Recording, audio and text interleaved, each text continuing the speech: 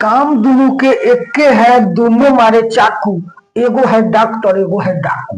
तो डाकू चाकू मारता है मार देने के लिए, लेकिन डॉक्टर जो चाकू मारता है वो जान बचाने के लिए मारता है। तो सबका काम इस शरीर में जितने भी प्रकार का विटामिन हम लोग बाहर से लेते हैं, शरीर के अंदर कोई विटामिन बनता नहीं है। खाना के द्वारा जो भी हम लोग विटामिन शरीर में लेते हैं, उसमें से कुछ विटामिन जल में घुलनशील होता है, जैसे कि बी और सी।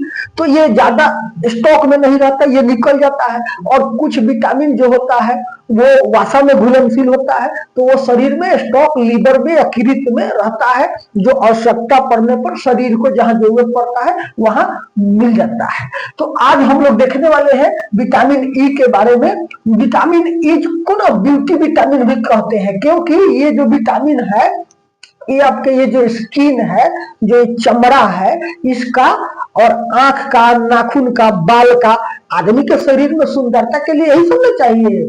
मान लीजिए कि अंदर सब कितना बढ़िया, ऊपर का चाम झुस्सल है तो अच्छा नहीं ना लगेगा, इसीलिए इसको ब्यूटी विटामिन भी कहा जाता है। तो ये इन चीजों के जो स्किन के जो कोशिका है, आंख का जो है, बाल का है, उसको सबको ठीक करने में विटामिन ई का बहुत योगदान है। तो हम लोग विटामिन ई के बारे में देख लेते हैं। इसका खोज जो है ना, हॉर्बर्ट मैकलिन इवांस और एक केनेथ विशप नाम के दो साइंटिस्ट ने मिलकर 1922 में इसका खोज उन्होंने किया था। ये चूहा के प्रजनन और आवश्यकता के जो लोग छानबीन कर रहे थे उसी में से इसको पाया।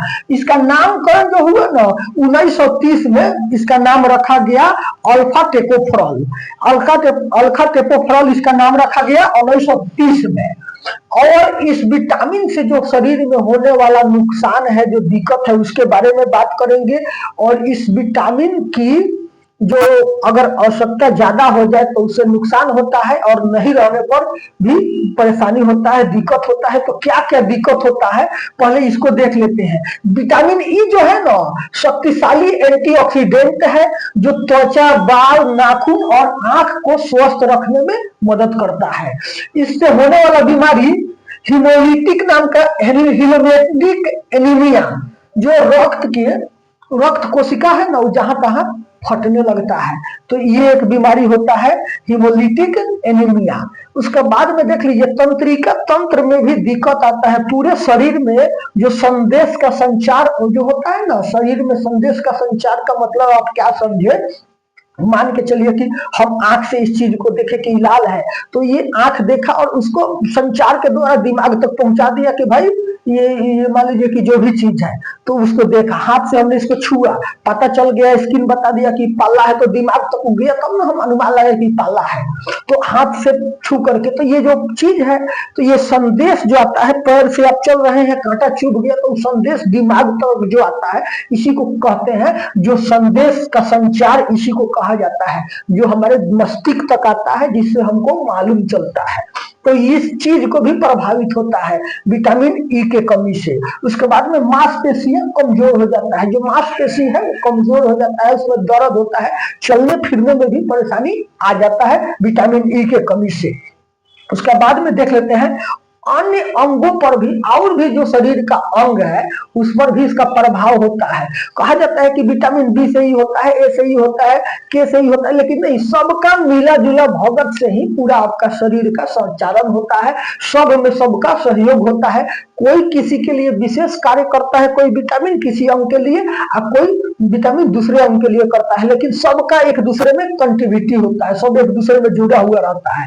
उसका बाद में देख लीजिए प्रजनन प्रणाली जो है ना, शुक्राणु और अंडा, इसको स्वस्थ रखने में इसका ये मदद करता है। ये कैसे करता है, उसको हार्मोनल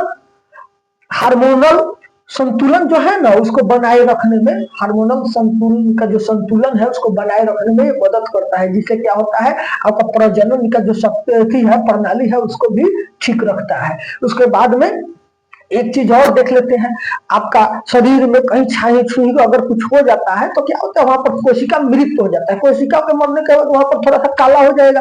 तो एक कोशिका नहीं, कई कोशिका में मान लीजिए कि अगर वहां पर गड़बड़ हो जाता है, तो उसको कोशिका को सुधार करने में विटामिन ई जो है बहुत महत्वपूर्ण भूमिका निभाता है। तो इस विटामिन को हम किन स्रोतों से अपने शरीर के अंदर में ले सकते हैं, उसके बारे में थोड़ा सा देख लेते हैं। देखिए वनस्पति तेल, वनस्पति तेल से इसको ले सकते हैं, गेहूं से ले सकते हैं, अंडा से ले सकते हैं, मकई से ले सकते हैं, दूध से ले सकते हैं, पत्तेदार साग सब्जी, पनीर वगैरह, पालक वगैरह उससे भी ले सकते हैं, बादाम से ले सकते हैं, सोयाबीन से ले सकते हैं, सूरजमुखी फूल जो होता है ना उसका जो बीज होता है उसका तेल से भी प्रचुर मात्रा में विटामिन ए आप प्राप्त कर सकते हैं।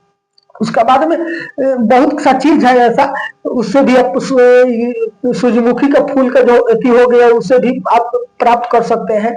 उसके बाद में इसको दवा कैप्सूल डॉक्टर के सलाह के हिसाब से इसको ले सकते हैं। इसको लेते समय इस चीज का हम लोग को ध्यान रखना चाहिए कि जो पुरुष है उसके शरीर में 15 मिलीग्राम इसका आवश्यकता होता है, जबकि महिलाओं के शरीर में 19 मिलीग्राम इसका आवश्यकता पड़ता है, क्योंकि महिलाओं में थोड़ा ज्यादा जरूरत पड़ता है। उसके बाद में बच्चे में थोड़ा और कम इसका जरूरत पड़ता है। बहुत से लोग इसका दवा लेकर के बाल में लगाने लगते हैं कि बाल को उसको तोड़ के बाल के एथी में लगाते हैं कि बाल झड़े नहीं, चमड़ा पर भी, स्किन पर, चेहरा पर इसको लगाया जाता है। तो इस सब डॉक्टर के सलाह से लगाया जाता है। स्किन के लिए, सुंदरता के लिए विटामिन ई बहुत ही फायदेमंद है शरीर में। तो इसको आप किस किस आधार से ले सकते हैं, किन किन स्रोतों से ले सकते हैं, इसके बारे में हमने बात किया। इससे होने वाला जो बीमारी है उसके बारे में हमने बात किया। उसके बाद में ये प्रतिरक्षा प्रणाली जो है ना उसमें भी इसका मदद होता है। ऐसा नहीं कि खाली सुंदरीकरण का ही काम करता है, आपके शरीर की प्रतिरक्षा प्रणाली है उसमें भी इसका योगदान होता है। तो विटामिन ई का ये वीडियो आपको कैसा लगा कमेंट में बता दीजिएगा। और भी हर एक विटामिन का अलग अलग वीडियो है इस चैनल पर, आप देख सकते हैं।